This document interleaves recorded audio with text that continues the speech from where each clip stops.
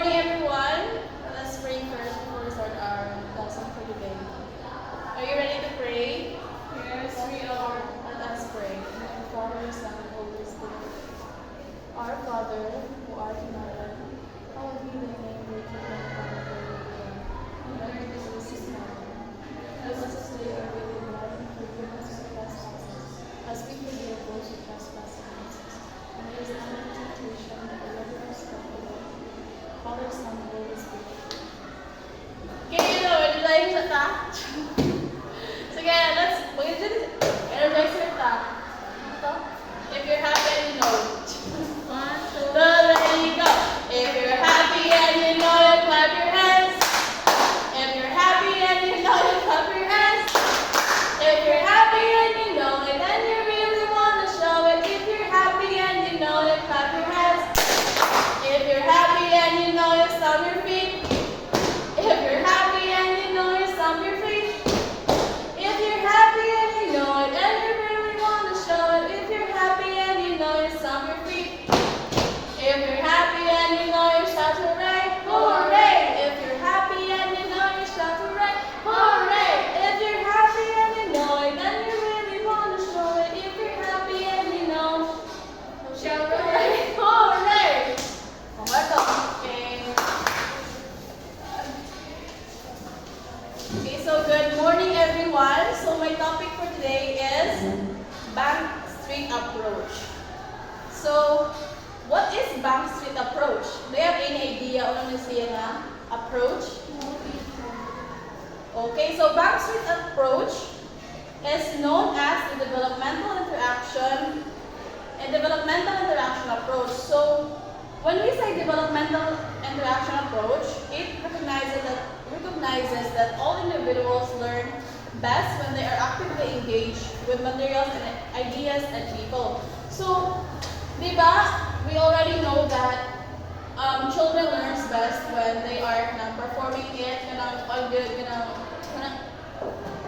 ilag yung ma-perform ba yes, hands-on. So, the same as the other approach, kung inyong mga report, di ba, mas maka-learn dyan ang bata pag hands-on experiences.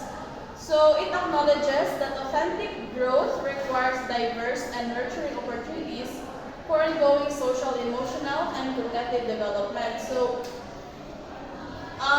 kani siya nga approach is it acknowledge the authentic growth.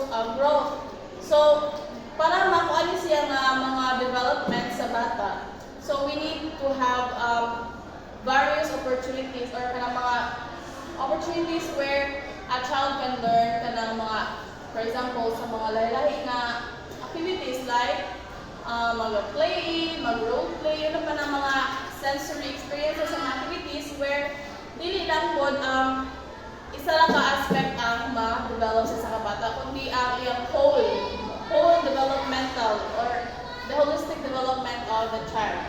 So, the Bank Street approach, it employs a child-centered education program focusing on the diversity of curriculum. So, when we say child-centered, ano na siya? Ano nga ba ang child-centered? Nag-focus sa mga bata. Yes. So, naka-focus sa kabutihan or ano ba? Yes. So, the Bank Street model knows that learning often includes more than one subject and in groups, allowing the children learn at various levels and using different methods. So, for example, play. Play is often used as an educational jumping off point, and teachers take advantage of teachable moments wherever possible. So, di ba, yung mga kindergarten, ang mga children, kanang mag-play pag yun ang ila, di ba? So, play sa, so, muna ways teacher where they can integrate learning through play. So, we have different, so give the examples of how we can integrate learnings to sa mga activities. So, give me examples of activities na pwede ito ma-integrate ang mga maka-learn ang bata dira. Jonah. So, give me example of activities or activity na ma-integrate nato ka diha, ma-learn through kanang mga play sa mga activity like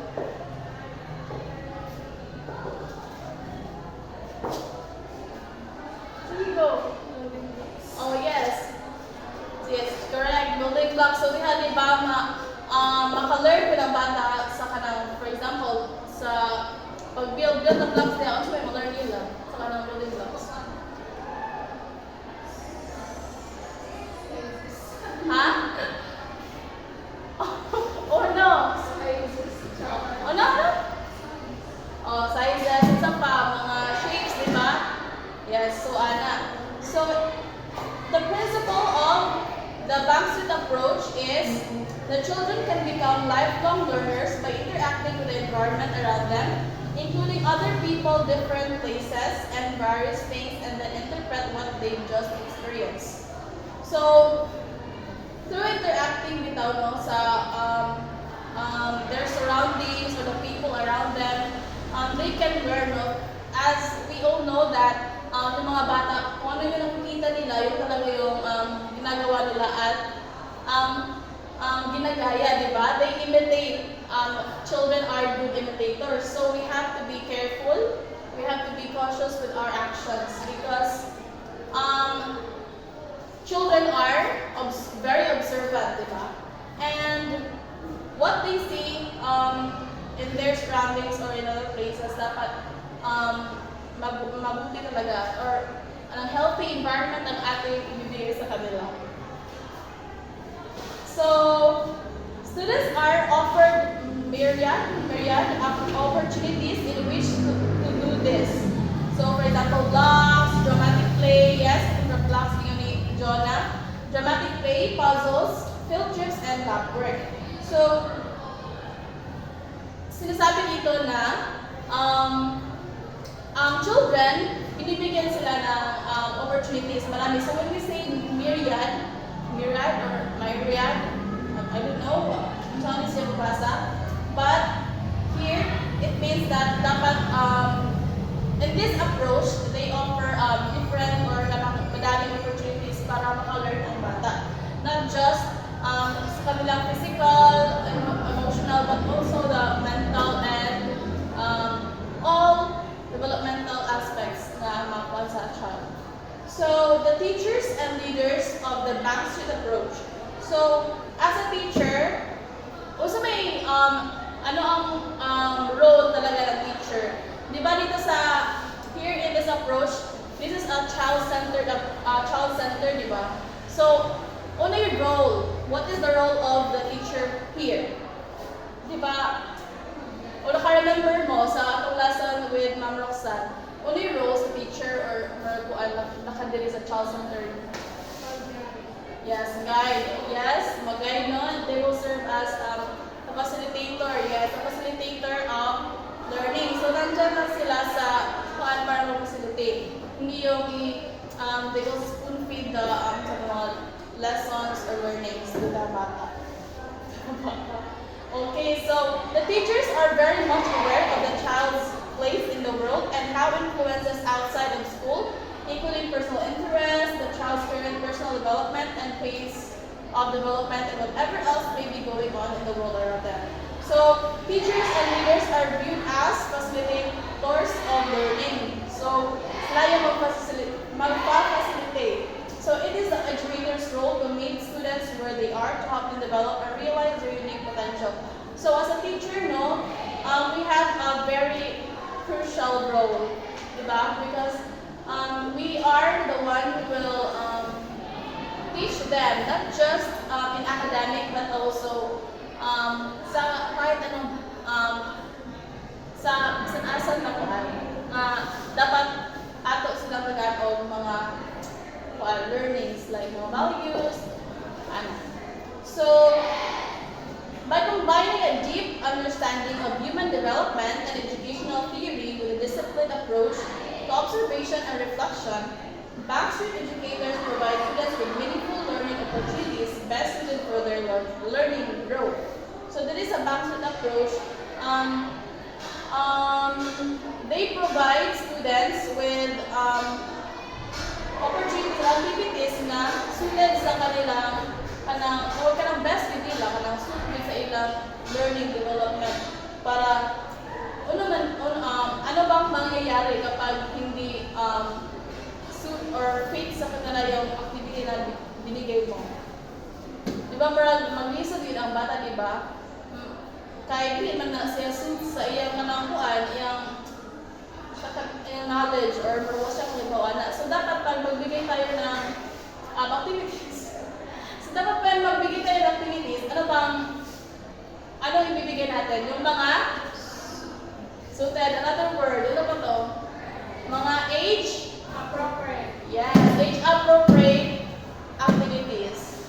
So dapat yung DAP, yung developmental appropriate practices. So dapat yung binibigyan natin suit talaga sa kanilang age, no? Para nindot ang outcome sa learning sa bata. Yes.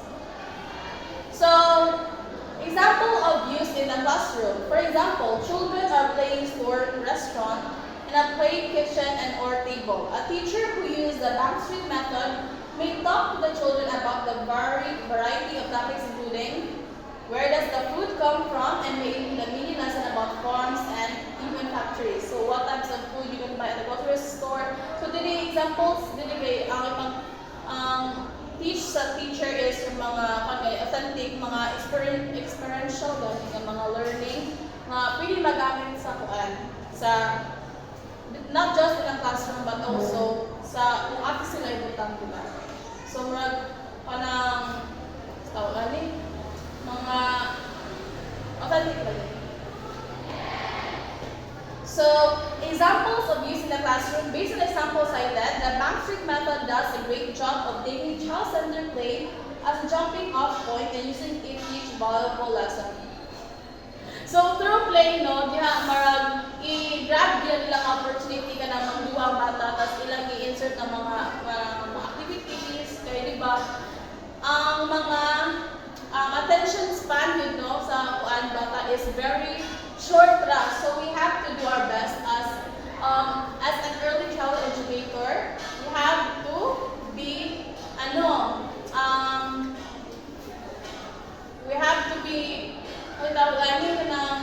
we have to do our best para we have to be creative, fun, para dili ma-bored ang bata.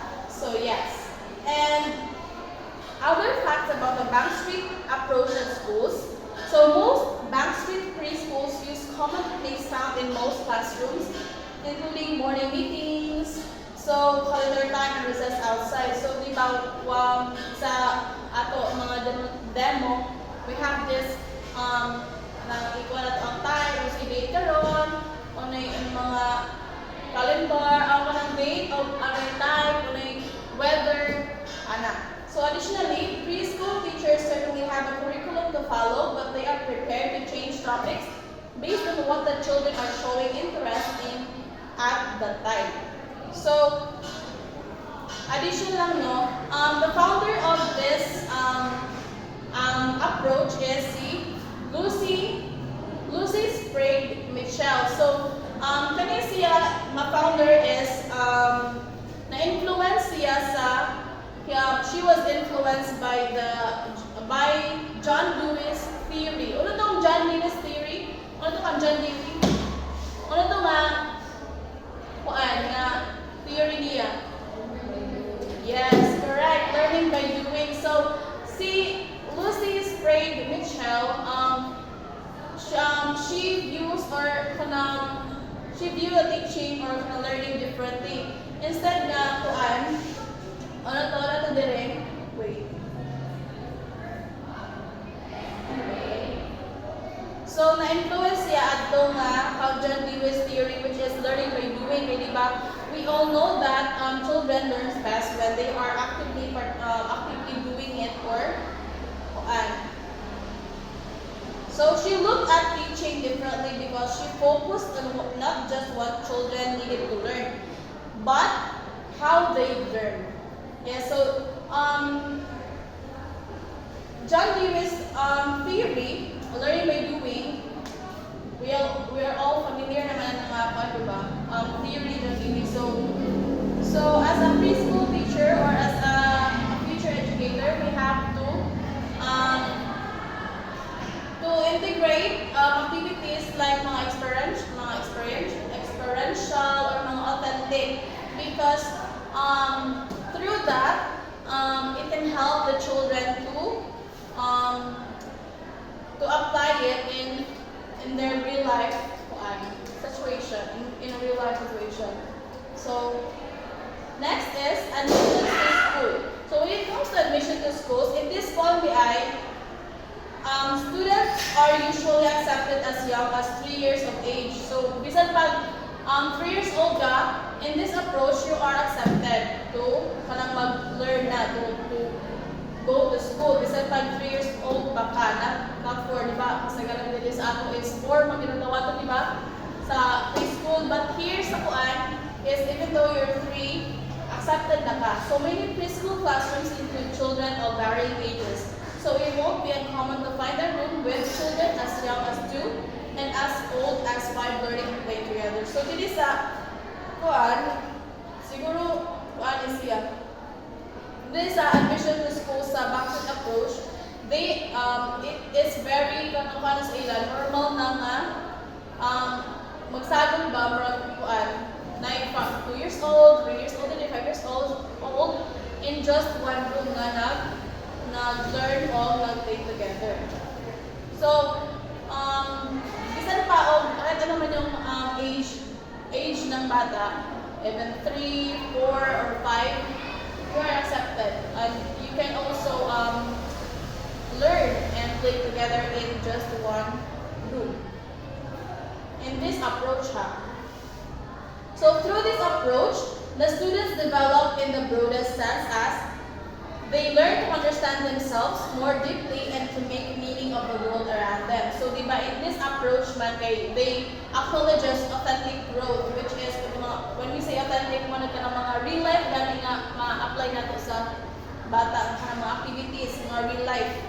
Then, through that, they can learn to understand themselves more deeply and to make meaning of the world around them. So, they will know kung sa mga anong gibuhat na mga in everyday life, why do we do that thing? Kaya ma-understand naman nila through sa atong mga ipang-teach sa kanila. So they build the courage and confidence to think independently and creatively. So they develop the skills to work respectfully and collaboratively with others. So kaning approach, diba, it is a developmental approach, developmental interaction. So when we give activities, dapat ka ng mga hands-on, like yes, hands-on, as what I have said earlier. So, the educators encourage students to be curious, love learning, be respectful, embrace human differences, engage with the world around them. So, educators encourage students to be curious, kaya diba when the child or the children is curious or are curious, they are eager to learn, diba? Mas when you kung nakabantay mo, kung napapansin niyo yung mga bata na curious, palagi natatanong yan, diba? They are frequently asking questions na unsa man ni na. So some of us may find it kanang samot ba nga kasing pangutana, but it is very good also through that kanang mga questions niya kay they can gain knowledge and learning sa mga sa ilang teachers, not just sa ato mga teachers, but also kung ano sila mangutana, parents dapat ato gud sila i-answer, but make sure that their answers are kanang sakto pod kay they can motuo na ba na sila sa ato, di ba? Kung sa kayong istorya, motuo na sila. Kaya kita may mga mas nakakatanda, di ba? More knowledgeable others. So, through interaction with teachers, peers, and their environments, Bangsud students build the strong critical thinking and the academic and professional skills they will need to thrive in school settings in life. So, Bangsud progressive approach. So, when we say progressive approach, is learning is something something that students themselves must experience through the guidance of their teachers and environment. So, ang learning sa bata, dapat they must, the activities or yung mga tinuturo natin sa mga bata, dapat hindi lang through karang discussion lang, plain discussion. We must give them opportunities or activities that will help or that will that they will experience. No, we will give them activities like traumatic play, o mga ano pa na, sensory experiences. We have to give them as a teacher, no, we need to also provide materials. Kanang sakto ang mga materials na kanang maapod silang tanan. So, with the guidance of their teachers and the environment. So that is progressive approach. They must experience learning is something that students themselves must experience through the guidance of teachers. So then, to education, Backstreet progressive approach to education provides students, educators, and communities with a foundation for transforming the world in large and small ways. So social justice, advocacy, and building an inclusive community are at the core of its work. As educators, we challenge ourselves and our students to grow from the opportunities and hurdles inherent in people working and learning together. So in other words, the Backstreet founder Lucy Sprague Mitchell says that we see in education the opportunity to build a better society. So to conclude, to end my lesson, so in this approach, we have to give opportunities or different opportunities for children na ilang perform, because in this approach, it is where they can learn. Dapat ang ilang ma-learn is ma-experience ko nila, not just kanang mag-storya-storya lang kadiri, but also they must actively perform the activity para mas dali ang para ang retention dali wait.